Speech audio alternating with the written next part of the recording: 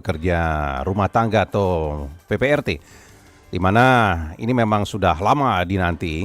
Jadi kalau pekerja rumah tangga berdasarkan undang-undang ini definisinya adalah orang yang bekerja pada pemberi kerja dalam hubungan kerja dengan menerima upah untuk melakukan pekerjaan kerumah tanggaan, mencakup seperti menyediakan jasa kebersihan, memasak, tukang kebun hingga pengasuh anak dan lansia di ranah pribadi atau di rumah-rumah tangga. Nah, masalah utama sekarang ini banyak di Indonesia, lemahnya perlindungan hukum dan juga upah yang rendah di bawah standar layak bagi mereka. Jam kerja juga tidak jelas, kemudian juga kurangnya jaminan sosial kesehatan. Kerja rumah tangga sekarang ini juga rentan terhadap kekerasan fisik, psikologis, pelecehan seksual, serta pemutusan hubungan kerja secara sepihak. Kita akan bahas lebih jauh ini ya. Anda silakan bisa berkomentar di 021 352 3172 atau di 021 386 2375 atau di 021 384 4545. Nah, kita ingin juga dengar aspirasi ataupun pendapat dari ibu rumah tangga. Kami juga sudah bersama dengan ibu rumah tangga yang bekerja dan punya pekerja rumah tangga di rumahnya. Ada Ibu Dian Yulia.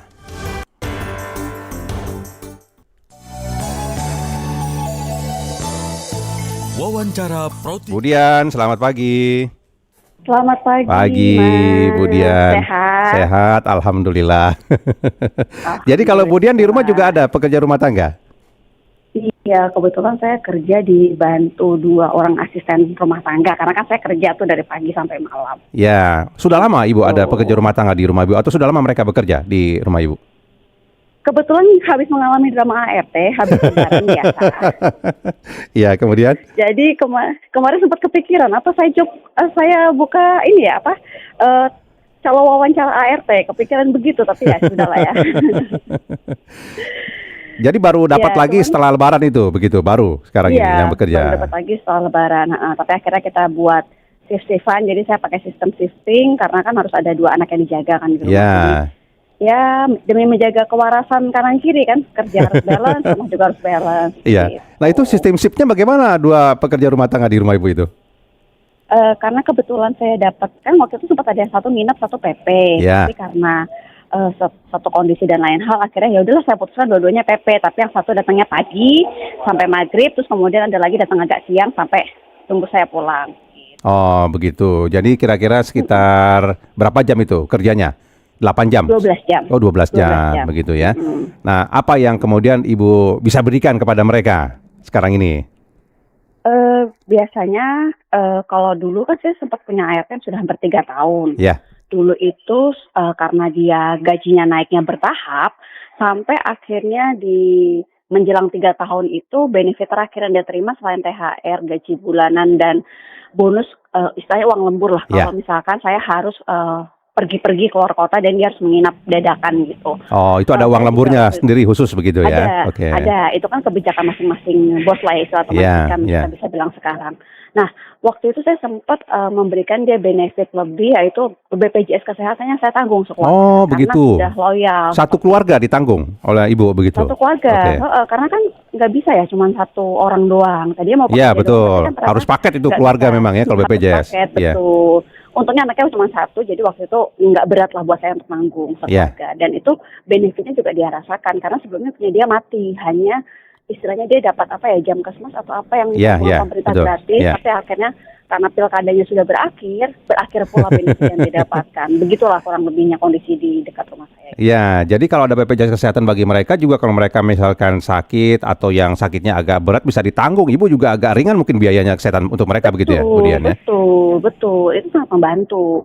Cuman karena ini yang sekarang baru dan belum setahun, benefitnya ya selain gaji ya paling nanti saya akan ada, insya Allah ada bonus tahunan ketika mereka sudah setahun berdasarkan kinerja. Dan saya insya Allah juga kalau memang dikasih rezeki, saya akan membantu mereka untuk memberikan beasiswa pendidikan buat anak-anaknya asal anak-anaknya berprestasi gitu. Oh, luar biasa sekali Bu Dian perhatian ke mereka, Bu.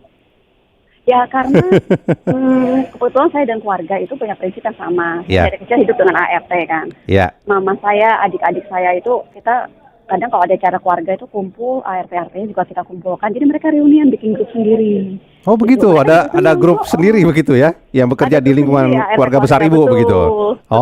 Oke.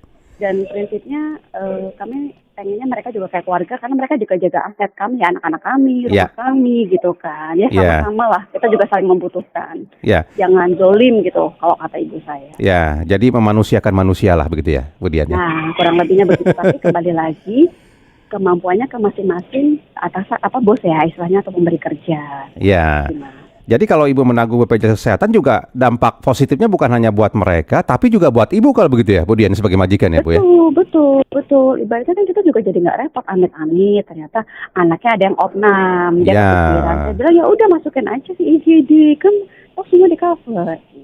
ya. Nah, Bu Itu Dian membantu sih. membantu begitu ya. Nah, Bu Dian ini kan ada undang-undang baru ya, undang-undang pekerja rumah tangga begitu. Rumah Kan banyak tangga, poin-poin betul. penting. Salah satu tadi soal jaminan kesehatan, BPJS Kesehatan begitu ya. Upah mereka juga harus sesuai dengan standar ya, mungkin minimal harus sama dengan UMR lah begitu nantinya. Nah, itu bagaimana tanggapan Bu Dian soal itu? Kalau UMR terus sekarang mungkin untuk sektor informal dan domestik itu agak berat. Agak berat ya. Kalau Ya. menurut saya pribadi ya. Ya, kalau Jakarta Jadi, saja misalkan 4,8 juta itu agak berat ya, Bu ya? betul, betul. Berat. Kenapa berat? Saya bilang karena tidak semua pekerja atau pemberi kerja itu gajinya jauh di atas UMR 2 atau 3 kali lipat. Ya, Seperti kita tahu lah, kita sekarang nyari kerja susah, ya kan? ya, Saya itu kebetulan pengguna komuter lain juga. Setiap hari dari jalur Rangkas Bitung sampai ke Tanah Abang itu padat dengan pekerja. Dan saya juga yakin belum tentu mereka semua digaji layak di atas UMR. ya, Bayangkan jika mereka harus bayar sekolah anak, bayar kebutuhan rumah tangga, listrik dan lain sebagainya, terus belum lagi mencukupi kebutuhan-kebutuhan pendidikan dan lain sebagainya. Tapi UMR yang mereka sudah harus dipotong untuk gaji pekerja rumah tangga itu kan berat juga. ya. Kalau ibu dua saja sudah hampir 10 juta ya, Bu ya? Kalau Nah, ikutin iya. UMR Jakarta begitu ya? Habis dong gaji saya buat bayar rumah doang, ibaratnya gitu. Istilahnya kurang lebih seperti itulah kasarnya. Jadi saya percaya bahwa pekerjaan itu sebenarnya kesepakatannya gitu. Antara Kesepakatan pekerja kedua dengan belah majikan pihak. begitu ya? Betul, Iya. betul kan. Kita juga sama-sama lah. Mungkin selain gaji kita bisa tawarkan benefit-benefit lain apa. Itu kembali kepada kesepakatan masing-masing. Gitu sih. Ya. Kalau saya masih ya. Tapi dengan adanya ini sih saya mendukung ya. Maksudnya undang-undang ini kan juga untuk melindungi mereka mendapatkan kepastian hukum, perlindungan hukum, Ya. kekerasan dan lain sebagainya. Itu juga saya dukung gitu. Ya, tapi memang kalau dari sisi kemampuan upah mungkin tidak semuanya bisa memenuhi standar upah di suatu daerah lah begitu ya, Bu Dian ya. Betul. Seperti Jakarta Dan- kan tinggi begitu UMR-nya. Betul. UMP-nya, Nah, itu, ya. ada pernah di threads itu, Mas, di sosmed itu Ya. sampai ada yang bikin semacam panduan atau guidance book untuk gaji.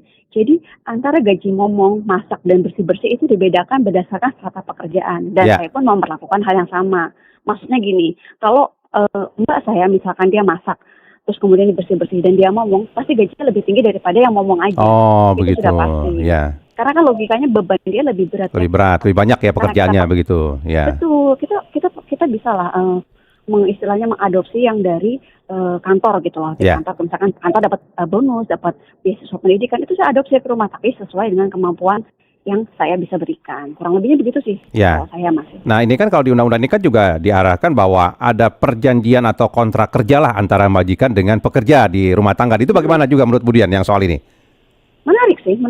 Sebenarnya kemarin sempat mau saya kebetulan sama suami Ya. kerja di bidang hukum kan. Kita udah sempat bikin draft, Oh, tapi aku pikir-pikir nanti kira-kira mereka malah terganggu nggak ya gitu. Kadang-kadang dengan dibuat seperti itu mereka malah merasa tidak nyaman gitu kan. Kan saya juga lihat-lihat lah karakternya Ya. masing-masing si pegawai ini. Jangan sampai dengan harapan kita sama-sama melindungi hak dan kewajiban para pihak malah membuat mereka kok kaku banget, kok sakot banget. Akhirnya mereka jadi kurang inisiatif, tidak mau mengerjakan yang di luar jobdesk gitu loh, Mas. Banyak Oh, hal-hal begitu. yang tidak bisa hanya diukur dengan hitam di atas putih. Kita juga bisa pakai Ya. kita bisa pakai lihat karakternya gimana gitu. Kita Ya. lihat gestur-gesturnya mereka seperti itu. Ya. Kalau saya. Nah, lalu harapan Bu Dian apa agar undang-undang ini memang bisa memberikan pelindungan dan menguntungkan pekerja tapi juga majikan?